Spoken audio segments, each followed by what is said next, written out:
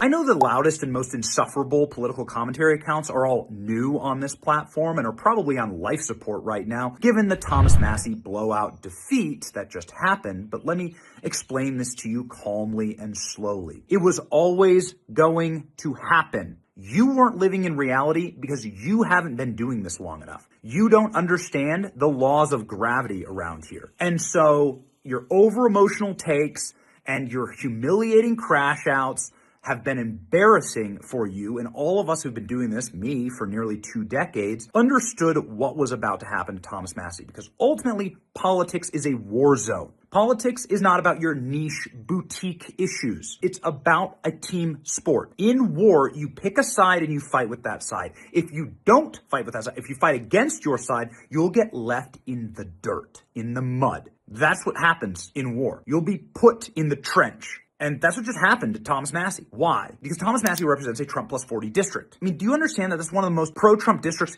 in America? Thomas Massie should vote for every single piece of legislation that Trump puts forward because that's what his constituents demanded. That's what they want in Kentucky 4.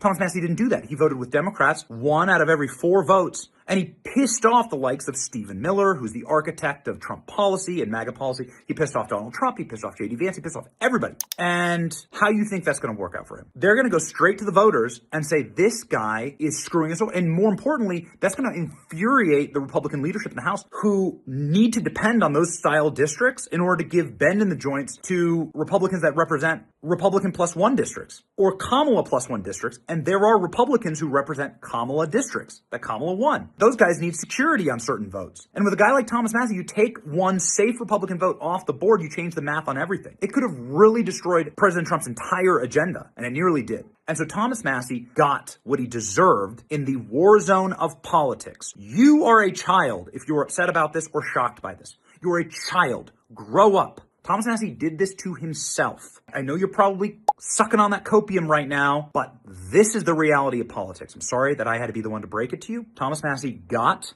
what he deserved. And now he can go on his little speaking tour at every weed shop in America. Whatever. There you go. MAGA, by the way, ain't dead. It's stronger than ever. President Trump just proved that. The basic lesson here is simple. Don't betray your voters. That's it. Bill Cassidy, same lesson. Indiana senators, same lesson. Thomas Massie, same lesson. Bush dynasty, Cheney dynasty, Pence dynasty, Romney dynasty, McCain dynasty. All the same lesson. Stop betraying your voters. The voters want America first. They want President Trump. They want MAGA. And that's what they're going to get.